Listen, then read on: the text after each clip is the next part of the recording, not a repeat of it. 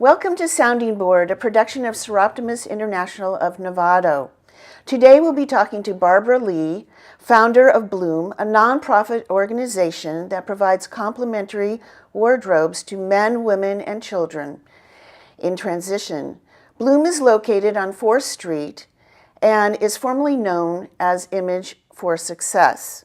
But before I introduce Barbara today, I'd like to tell you a bit about Seroptimus.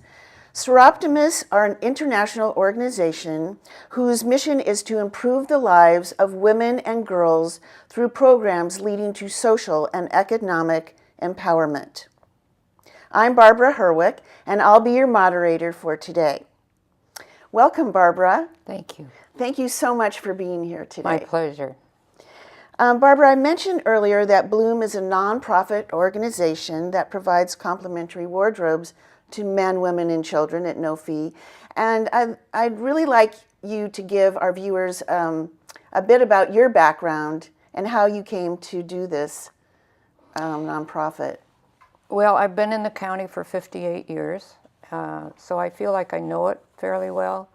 And I volunteered down in the canal for years. And when the boat people came and saw how difficult it is when you don't have enough money to live in Marin, and I saw an article in the Chronicle about this organization of separate franchises, not franchises, but separate organizations throughout the United States called Closets that provided clothing for women who were going back to work. And right at the time, President Clinton had passed his law of welfare to work. So they had to go to work. So I thought, that sounds right up my alley. I love clothes, and I know the people that we could be serving. And so I called the lady in San Francisco and asked if I could work with her and do a branch maybe in Marin, and she was not willing to do that. So I went to bed thinking, I got up the next morning, I thought, oh, why not? Let's start a nonprofit. So I did. And my oldest son had a small foundation, and he gave me seed money to get the corporation going. And we took clothes from my daughter's closets and from my closets and got some clothes. And I went to Homeward Bound and asked if I could rent some of their space for an office. And they said, what do you want to do? And I told them. And John Wilson Bugbee happened to be the executive director at the time, and he said, what's your mission statement? Mission statement? I hadn't thought about it. I said, self-esteem begins with self-image. And that's how it began and how we got the name. And they so graciously gave me a desk and a room to start. And so I owe a lot to them. I never did this alone, ever. There were always people stepping in to collaborate, to help, to give me advice. And then we put out the word for volunteers, and we got a few. And I went around, or I called Marin Employment Connection, and a lady named Mary Donovan consented to talk to me. She didn't know me from a hole in the wall, and I told her I had this idea, and she said, could you start tomorrow? I have 40 women waiting to be dressed so they can go back to work. So we were in business. Whether we had inventory or not, we were in business. And so that's how it grew from that small beginning. And I guess and then the article in the Chronicle was done on us, and from that I received 30 volunteers. So we were off and running. And that was back in 1999? It was. Mm-hmm. Okay. And when I visited your store last week and spoke to you there, you mentioned that Bloom is really, you said, quote, the gift of your life. It is. I was so One touched. Of the gifts. I was so touched by that. Could you explain really what you meant by that? My primary gifts are my children, but this it's a gift that keeps on coming, because I was just in the store just this week, and there were two gentlemen sitting on the couch, and one had a bag of clothes beside him. And I said, oh, you got some new clothes? And he said, yes, and they're beautiful. And so our program director, Skipper, said, this is the lady that founded this. And they both stood up. I'm going to cry. And they both stood up and thanked me for giving them a new start. Wow. So it keeps on coming. And tell us, where do you get the referrals? You told me that people just don't walk into the store. No. So Well, they walk into the store, but not in to be dressed. Right. So how does that process It's all work? referrals. I think there are 46 now agencies that refer to us, nonprofit agencies. Nobody just comes in the front door and has an appointment to be dressed or asks for an appointment. They're all referred. So you started with the Homeward Bound referral? Well, I started working with them, but then I contacted other agencies, as I said, Marin Employment Connection. I went to Marin Community Action of Marin and some smaller agencies, and they had to learn to trust me. They were turning over their clients to me with some stories that were tough. Right. And so they had to trust that I would do what I said I would do. And so there was a period there of them testing me. And I guess I passed. So now, you mentioned also that when your clients come in, they get 2 personal shoppers. Mm-hmm. How does that work? Well, I wanted these clients of ours to be treated with dignity, maybe for the first times in their lives. And so the idea came to me that we would have personal shoppers like they do at Nordstrom's, and they would wait on the client. And hopefully they would touch the client somehow, just on the shoulder or something, because I said to the personal volunteers that sometimes these women had never been touched except in a violent way. And so maybe it would be something new. So when a person makes an appointment, they come in and there are 2 volunteers, personal volunteers, and they act as personal shoppers.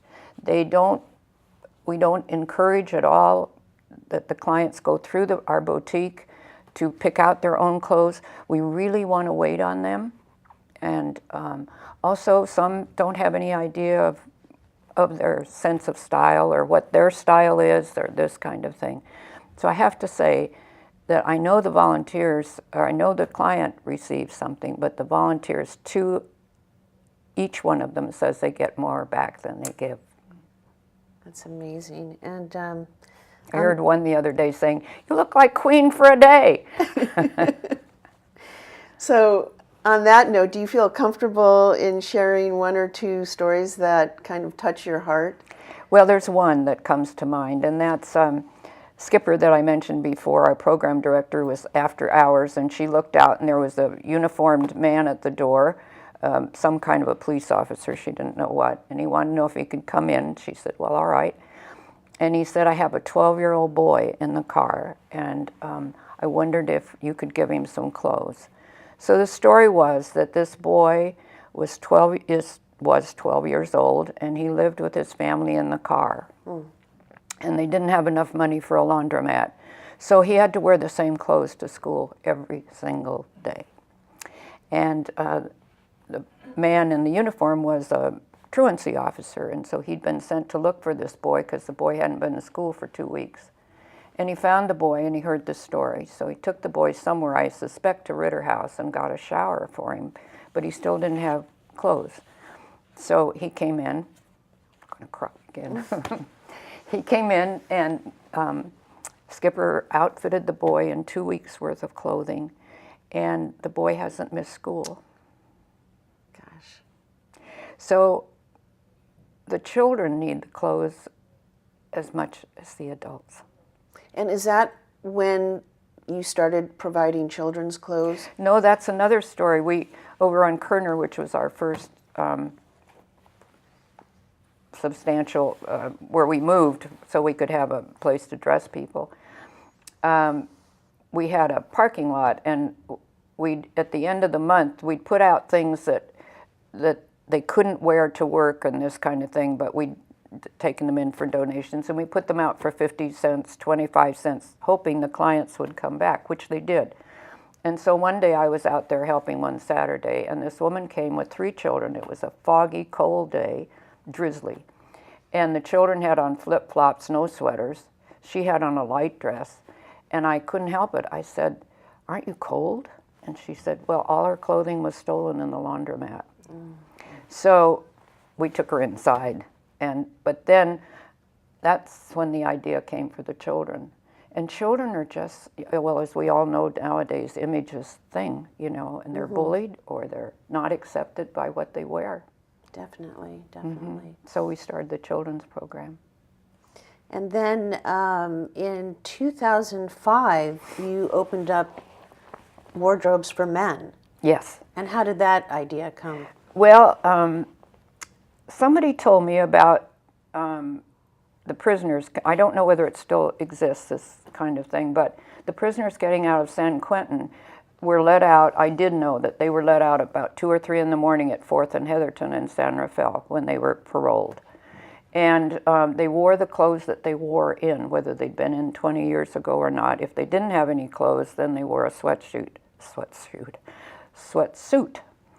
And I thought, how do they find a job if that's all they have? So we better do a men's.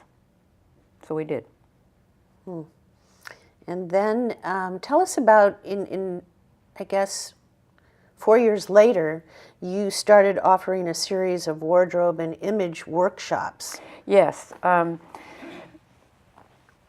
don't know exactly how the contact started, but we found that banks, for instance, their tellers didn't know exactly, and they make very little money, the tellers in the banks.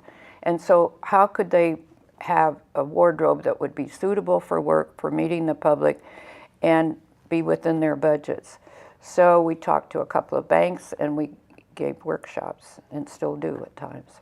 And so what goes on in these workshops, and what type of things do the clients learn? Volunteers do it, and they take some clothes on a rack, but they also ask the employees to do an inventory of their closet and bring it with them, and then they talk about what they have in their closet, how they could put it together. They show them how to put outfits together, how you can do one jacket with 4 pair of slacks or something. I see, okay. And so are they giving them also advice on how to act with the customers too? Or No, that's not our. okay, That's not just total. This is just wardrobe. appearance. Okay. Then the other thing we do, we work with Gilead House, and we give workshops on financial matters. And one of our volunteers has done these workshops quite a few times, and I love it because she takes jelly beans and she'll tell them, okay, what's your salary? So I don't know, we'll say $100. So she gives them 10 jelly beans, and she'll say to them, oops, you just ate your rent. It's very, very effective for these people to see their money in this kind of situation. So she's teaching them financial responsibility. I see. And how to budget their money.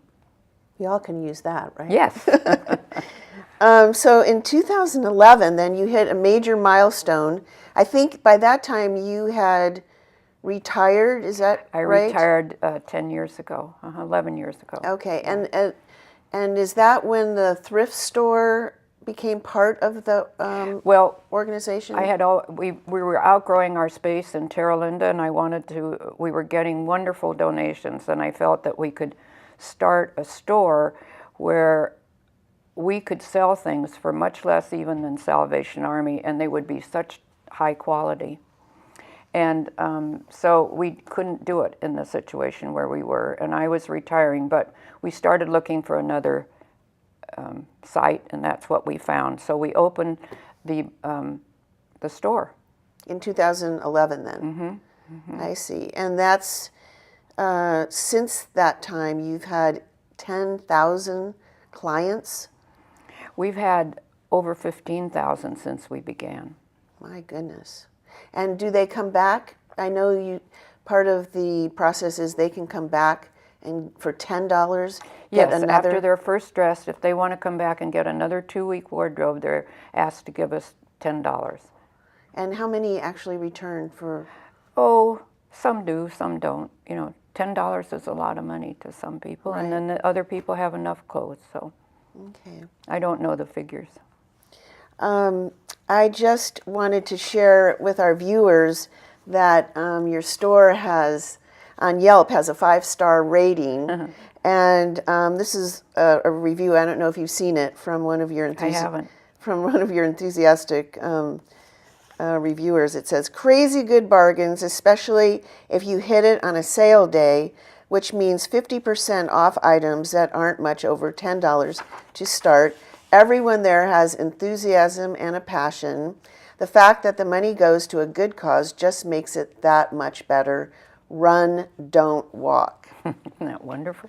And I can attest. That's a tribute to the people who work in the Yes, store. they are wonderful. They are wonderful. As I mentioned to you, I brought in some clothes just last week, and everyone is so genuinely happy and pleasant and so customer friendly. They're wonderful. Just really wonderful. Yes, yes, yes. Yeah.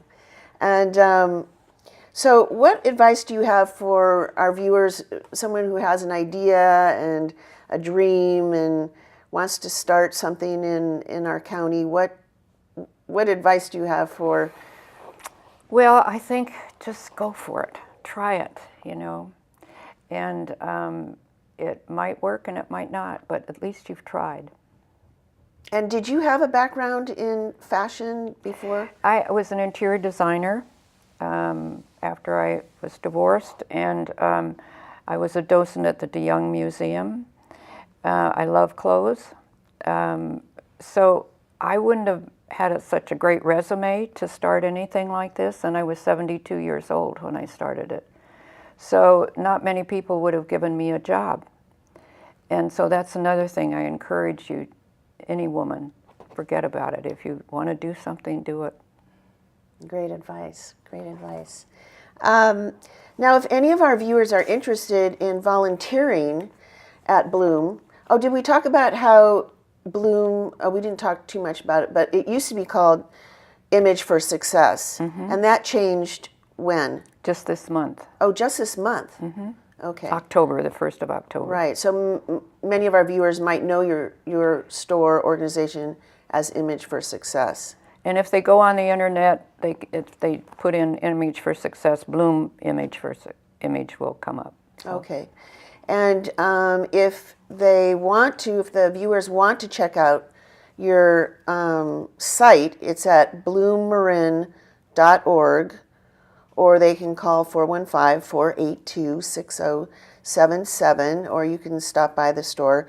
I guess that you're looking for retail support and personal shoppers, and even, do you have fundraisers as we well? do. We have an annual fundraiser every May, and it's at the Embassy Suites, and a former client gives a talk about their experiences, and we usually have a guest speaker. Okay. Well, where can we learn when that date is? I should know, and I don't, so I don't want to give the date. If they go on the web, they'll find the date. Okay, great. And so also, if our viewers have any clothes in great condition. Please. Yes. Let me speak to that, because people, people still have clothes in their closet from I. Magnon's and Joseph Magnon's, which of people who don't know what that is, that was in the 50s and 60s. So we don't take things like that, because we don't want the clients to be in, old-looking clothes. Maybe they're in great condition, but they're not in fashion, the big shoulder pads and this kind of thing. And some people get a little put off by this, thinking that we don't like their clothes. It isn't that at all. It's simply that we don't want our clients to not look like they are here today. Right. So we are fussy about that. And you mentioned to me that if you have a surplus of clothes or clothes that aren't suitable for the clients, then who do you give them to? Salvation Army and Goodwill. Everything is recycled. Nothing is thrown away. Nothing. Okay. And I guess we have time for one more story. Can you think of any more stories that are touching to you, or? Well, this is just flashed on me. When I was first started, I was doing the dressing. And this young girl came in, darling girl, and it was summertime. And so I showed her things with sleeveless things. And she said no. Finally I said, why won't you take these cute clothes that are sleeveless? So she rolled up her arms, and she had scars. I had never seen somebody who cut themselves. It was shocking to me. And then the next client I got that was shocking to me was one of the counselors called me, and her name was Barbara also, and she said, I've got a client that is transitioning. And I said, okay.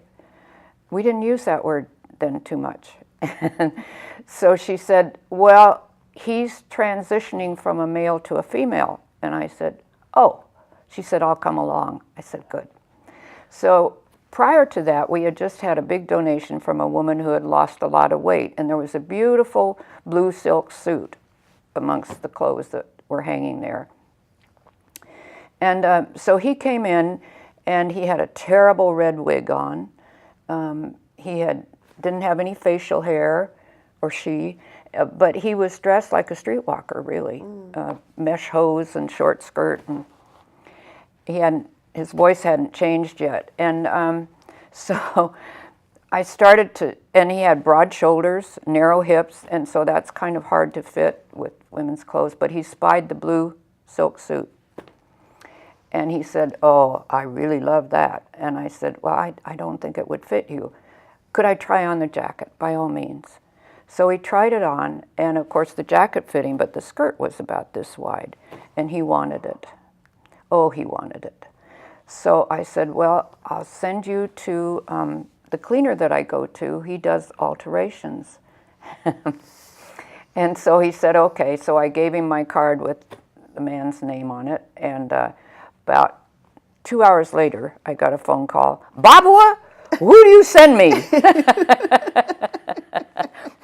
It was Harold, and he's Vietnamese, and I hadn't warned him what was happening. So I don't know whether you want to cut this out of the interview or not, but it was a wonderful story because Harold did fix his skirt. Oh, that's really sweet. So we've had everything. Amazing. Yeah. Amazing.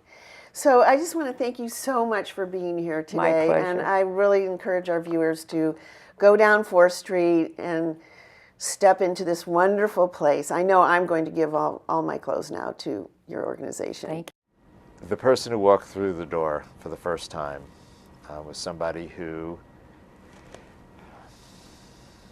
had let his life go down the tubes and is trying to get it back, reclaim it. I figured this would be a launching point. They would at least help me to get started again. I was a pretty broken, lost person, and it was at a very specific time in my life when I needed some extra help to take care of my family, and you guys were here for me. And I never thought that I would need it because I was working and I was going to retire. I just paroled from prison not too long ago, and I really don't have nothing right now, and I needed some attire to go out and find a job, to secure a job. So I came here, and you guys hooked me up with all the stuff I needed to look presentable. I have to explain that that was a terrifying appointment for me to keep. not knowing what I would find, not knowing how people would treat me, not knowing. They didn't judge me. They offered me the essentials. It was just amazing to be able to come here and walk out of these rooms looking like a dignified, sober woman. My esteem is at its all-time highest. I mean, I'm wearing a tie, nice slacks, you know. I could look these women in the eyes. I had very low body image, self-esteem. You know, when you're having a hard time, sometimes that's something that goes, is your confidence. And so it was just nice being around people that were just so into making sure that you got exactly what you needed and that were so nice and kind about it. You know, I wasn't sure what the future was going to hold for me, but I knew that I felt safe. Say everything I have on right now comes from Bloom. It was just like having a personal shopper and being in Nordstrom's. People were serving me right and left and trying to put my outfits together for me and making lots of great suggestions, and it was just... Whoever contributed the funds for this jacket, I really appreciate it. And this shirt, the gentleman whoever gave up this shirt, thank you so much. And look at this tie. This is the coolest tie. It could just be a moment in your life when you're going through something. Maybe it's a divorce, maybe it's, you know, a loss of job. It's not just clothes that you guys give us. It's a sense of family, it's a sense of belonging, it's that encouragement, it's that